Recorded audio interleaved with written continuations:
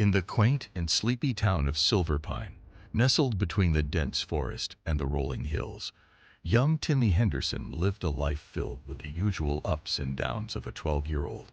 His world had changed a year ago, when his mother remarried a man named Carl, a tall, broad-shouldered man with a deep voice and piercing yellow eyes that seemed to hold secrets. Timmy tried to like Carl, but there was something unsettling about him. Something that made the hairs on the back of his neck stand up. Carl was polite and kind to his mother, but his presence filled the house with an unspoken tension. Strange occurrences began soon after Carl moved in. Pets in the neighborhood started to go missing, only to be found later in the woods, their bodies mangled, torn. Timmy heard the adults whisper about wild animals, but his gut told him there was more to it. The first time Timmy suspected Carl was not who he appeared to be was on a night of the full moon. Carl had gone out, claiming he had work to do, which Timmy found odd since Carl usually worked from home. Unable to sleep, Timmy noticed Carl's clothes in the laundry, torn and stained with what looked disturbingly like blood.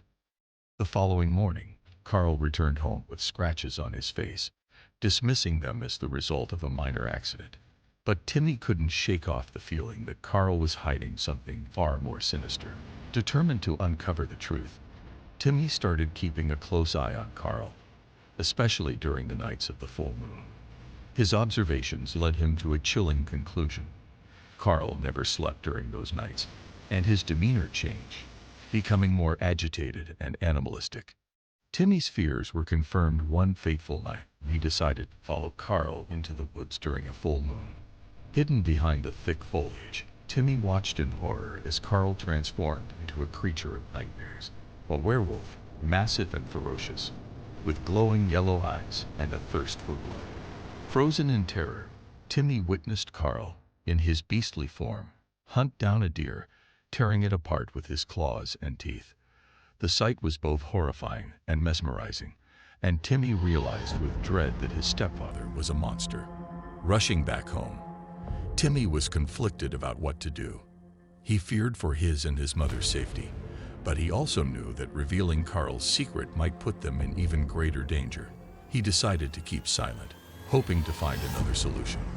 As weeks passed, Timmy noticed his mother growing increasingly worried about Carl's strange behavior. Carl's nights in the woods became more frequent, and the town was plagued by a growing number of violent animal attacks. The situation reached a breaking point when one night, Timmy's mother confronted Carl about his disappearances. In a fit of rage, Carl transformed into his werewolf form in front of them, his humanity slipping away. Timmy and his mother tried to escape, but the werewolf was too fast, too strong. In a desperate attempt to save his mother, Timmy grabbed a silver letter opener, a family heirloom, and stabbed Carl in the heart. Carl let out a blood-curdling howl and collapsed, transforming back into his human form. Timmy and his mother watched in shock as Carl took his last breath, the truth about his monstrous nature dying with him. The story concludes with Timmy and his mother moving away from Silverpine, the memories of the terror too painful to bear. The town slowly returned to normal, but the legend of the Silverpine Werewolf lived on in hushed whispers and eerie tales.